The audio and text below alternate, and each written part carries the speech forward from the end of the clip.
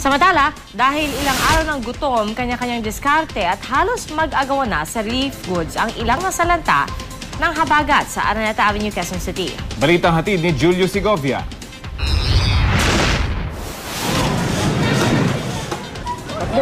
Nagtakbuhan ang mga residente ng Araneta Avenue, Quezon City nang dumating ang isang sasakyang puno ng pagkain.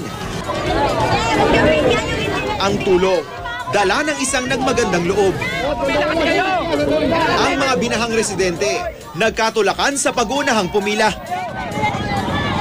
Mismong multi-cab na may dalang pagkain, inakyat. Halos magagawa na sa relief goods. Ang mga bata, nasiksik at nagitgit pa. Matagal na kami nagugutom, 2 araw na. Ayaw ko po magsiksikan, madama yung anak ko eh. Dahil hanggang dibdib pa ang baha, hindi madaanan ng mga sasakyan ng Araneta Avenue nang ikutan namin. Nakabalandra rin sa kalsada ang mga sasakyang tumirik. Tulong-tulong na ang mga residente sa pagpala ng putik sa kalsada. Pati mga basura, pilit na pinagsasama-sama. Apektado rin ang ilang negosyo, gaya ng punerarya ni Eric Gutierrez. 5 katao lang nalubog sa baha, pati makina ng karo ng patay, nadamay. Siyempre, safety first yung buhay muna ng tao kaysa yan. Makakabawi rin naman, kaya lang hindi natin masabi kung kailan.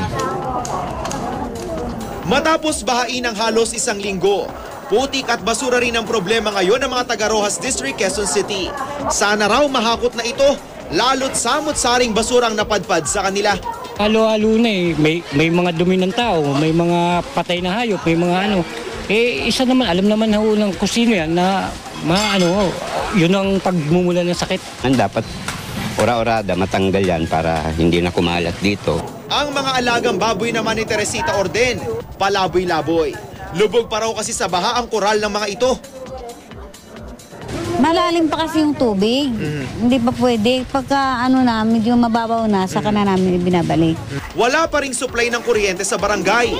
Lalo pat inabot ng tubig pati mga electric wire. Sa kabila nito, buo ang pag-asa ng mga binahang residente. Nakasabay ng pagsikat ng araw ay ang simula ng kanilang pagbangon. Julio Segovia, GMA News.